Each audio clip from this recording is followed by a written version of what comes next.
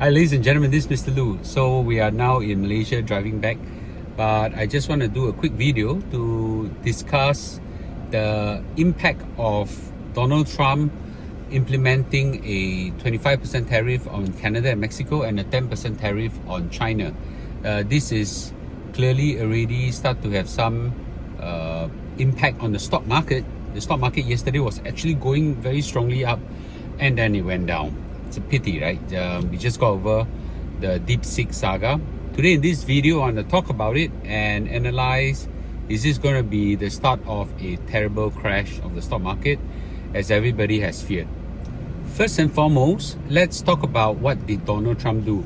So Donald Trump imposed a tariff of 25% on Canada, all imports into US and Mexico as well. 25. Trump also hit China with a tariff of 10%. So combined together, it's a very large impact because it covers now 3 countries that are big importers into US.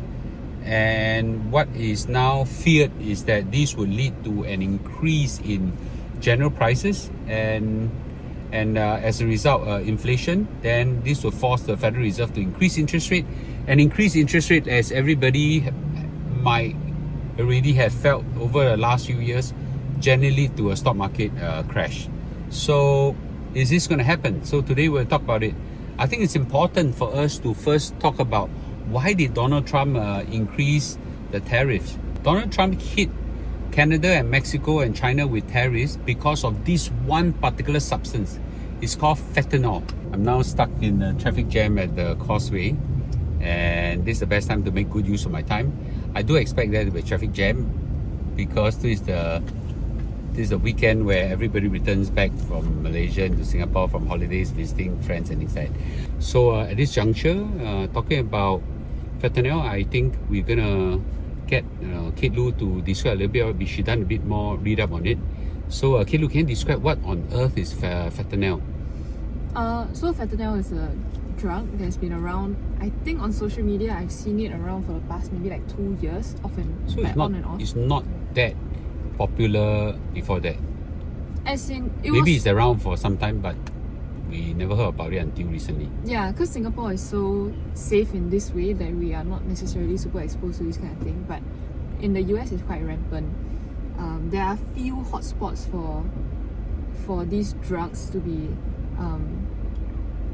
peddled around. I'm not too sure where, but I remember seeing it on Instagram before. So basically, for fentanyl, what it is a opioid. It is an opioid. It is an opioid. And what an opioid is basically it's a synthetic opium. And for those people who are not sure what opium is that it is my grandfather generation drug. Yeah, grandfather generation drug. And also it is something that is for pain relief. So it has similar symptoms or similar effects as morphine. Yeah, so in the US, why it's so bad, or like why is it so bad, is because when these drugs are being peddled around, they are also being produced. Fentanyl is also being produced by the same druggies or drug lords that produce, let's say, like heroin or like whatever ecstasy, whatever that they are producing, and these are all cooked in the same pot, for example. So it's not just fentanyl, and you maybe mixed with, I don't know, heroin and anything, that kind of thing, ecstasy pill or whatever shit. Yeah. And actually negatively hit someone with it. Also, it's a deadly cocktail. Yeah, so I mean, if you think about it, people don't necessarily mix alcohol unless you really want to feel the effects very fast. It's the same with drugs, but 10 times worse. Wow. Yeah. And what are the symptoms after people take this thing? I heard them mention something about Walking Dead. Yeah, so if I'm not wrong, 2 years ago, I saw the word zombies floating around, because once they take this drug, they become very sluggish. Then they just look like they're just frozen in time. They're walking through like slime or something like that. Yeah, it's really quite scary because they'll just freeze in whatever state that they're in. Whether it's standing, sitting, lying down, they look dead, like the Walking Dead. Yeah, and if you go and search like videos online, you'll get to see like all these things are in looks like this. The guy just stand in the middle of the road and just like that. Just freeze. Oh man, that's terrible. Frozen. Yeah, and this, so one person standing in the middle of the street is not that scary. I mean, it's very unsettling, but it's not that scary. But then there are places within the US, these hotspots where all the druggies hang out, that it's just rows and rows and rows, 10, 20 people, 30 people just in this same. So it's like a zombie street. Yeah, so it's really like very dystopian, you know. It's just things that you only see in the movies, and then suddenly it's just happening in front of you. So if Donald Trump says that 300,000 people are dying because of this, I completely can understand. Government would probably also not be able to keep track of these people because most of them are homeless as well. They don't necessarily fall under the purview of government care as much as I'm sure the US wants to. I personally think that US has too light a law. You know, come to Singapore, they will execute all these drug traffickers, man. And of course, majority of them are manufactured in China. So fentanyl is now heavily produced in China. Now, from my research, actually, there are other countries that produce fentanyl as well, but China, being the factory of everything, produces a lot of fentanyl, and fentanyl, of course, have caused at least between 90,000 to 300,000 deaths in US. And after the drug is being produced, of course, by Chinese manufacturers of drugs, is then being done through couriers and mules, first to Mexico and then through Canada. Apparently, Mexico has the most number of traffickers, and the border there were porous, and of course through Canada as well come in, and all these guys are all Chinese. It's or rather Chinese syndicates behind, and of course, you know, Donald Trump is not going to let them go, right? So 25% tariff on Mexico, 25% tariff on Canada, and 10% on China, because they are the manufacturer.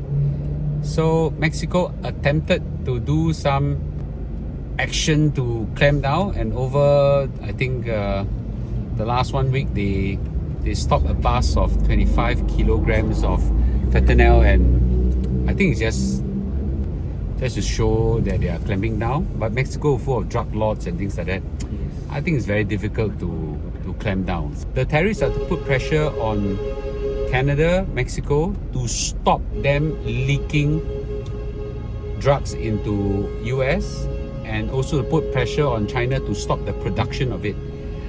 Actually, frankly speaking, I think it's a reasonable tariff.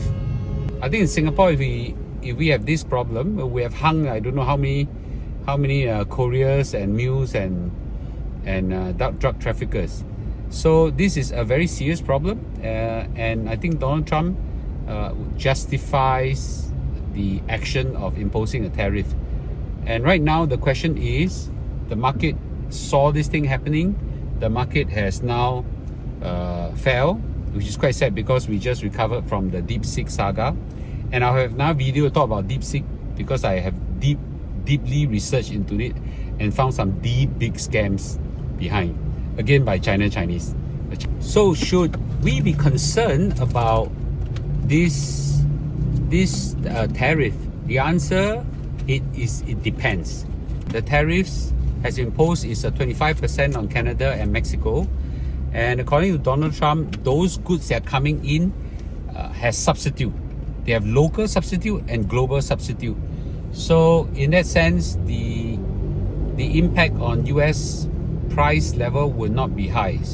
Now, and this is something I need to say, if something bad is anticipated already, and Donald Trump has been talking about it for months, like during his campaign days, all the way leading to his inauguration and now into his presidency, is an anticipated shock. Anticipated shock rarely cause market crashes. So the market has reacted somewhat a bit, so it's not that serious. So let me remind everybody again, inflation is defined as a continuous sustained increase in price level. That means the prices need to increase, this year by 25%, next year by 25%, third year by 10%, fourth year by whatever. It just need to continuously increase, then that's called an inflation. If it's a one-time increase, then it doesn't meet the definition of inflation, and as a result, trigger a less likely response from the Federal Reserve. Will this kind of trade war cause increase in prices, which then causes interest rate to rise? The answer is it depends, and the likely scenario of this happening is when there is a tit for tat, meaning that US impose an increase in tariff in China for 10%, China impose a tariff on US for 10% or something else, and then it goes to now 20%, then the other side hit with another tariff, and then it goes up, These will then meet the definition of an inflation. And I also would like to bring everybody to 2018, when there's a trade war between US and China, where a tit for tat tariff increase happened. Even that, prices did not increase that significantly to warrant the Federal Reserve to increase prices that is caused by tariff increase. Now, in 2018, prices did increase, but the economies were more, in the opinion, that was caused more like by powerful US economy and very low unemployment rate and things like that. So the tariff war did not attribute to a interest rate increase, but more because of just very strong economy in 2018. It remains unknown whether this would lead to a tit-for-tat price war. Then there could be a potential for price level increase. My personal take is that very unlikely. Donald Trump this time is smarter. His main excuse for using tariff is on a high moral ground, and it's very difficult for the other side to say, no, I don't have this problem and anything. It's just kind of juice money out of me and things like that. Will he do it in that way? Yes, because he constantly remind Americans that there is a huge trade surplus that is enjoyed by Canada and Mexico and China, and intends to correct it. So that's something that if he used that as a reason, generally invite some form of a tit for tat. My personal take is that this round of tariff increase is unlikely to have a serious impact on the stock market. President Trump might do more. That could then lead to more trade wars, and as a result, potential rise in inflation. But I think that this is an anticipated shock, so anticipated shock rarely leads to a severe price correction. For sure, there'll be some volatility and turbulence, but I think it'll be fine.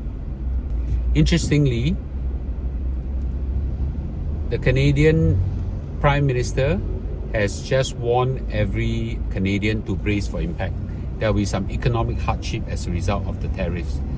Now, clearly, the receiving country of these tariffs are much more severely impacted than Americans.